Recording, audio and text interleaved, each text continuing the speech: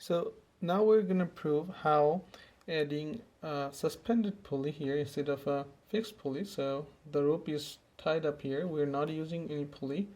It's just tied up here.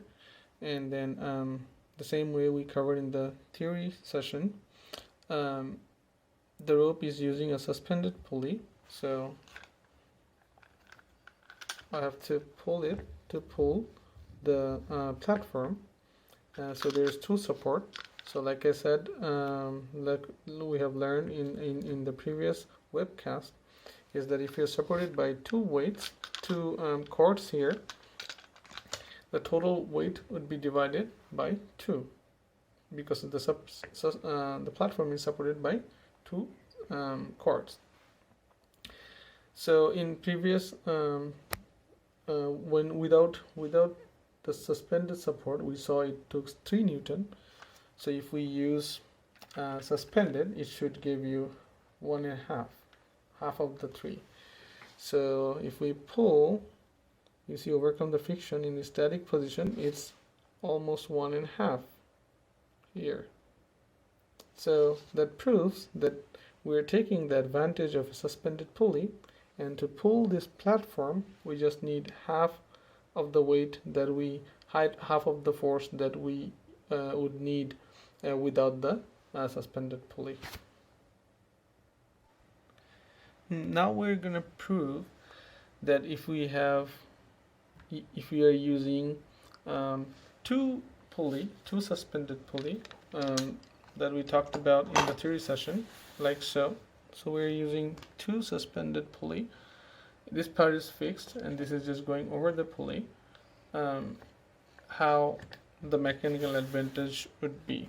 So in our previous webcast, we talked about how the distance, if I pull it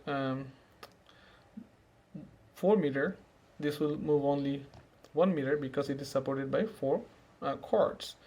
And also we talked about how the pulling force would be 4 times less since we're using 4 supporting wires.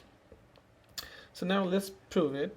So at the beginning, just to remember, the single pulling force to raise the platform was 3 Newton.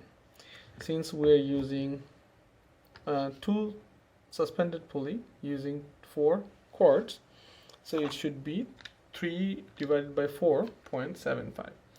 So let's put our Newton meter, force measuring device here to pull. You can notice I had to use a different Newton meter because that one was from 0 to 10 Newton and this one is 0 to 5, because now the force is so small I had to switch to a smaller force measuring device. So let's pull. So we overcome the friction, and to hold, you see it's about more than 0.5 and less than 0.1 is approximately where we should be. So now you see I'm raising a platform which took 3 Newton at the beginning using 2 suspended pulley. I divided my pulling force by 4 and now I just need 0.75 or so Newton force to hold and raise. It fluctuates to overcome the friction, but when you stabilize, you'll see it's about 0.75 Newton.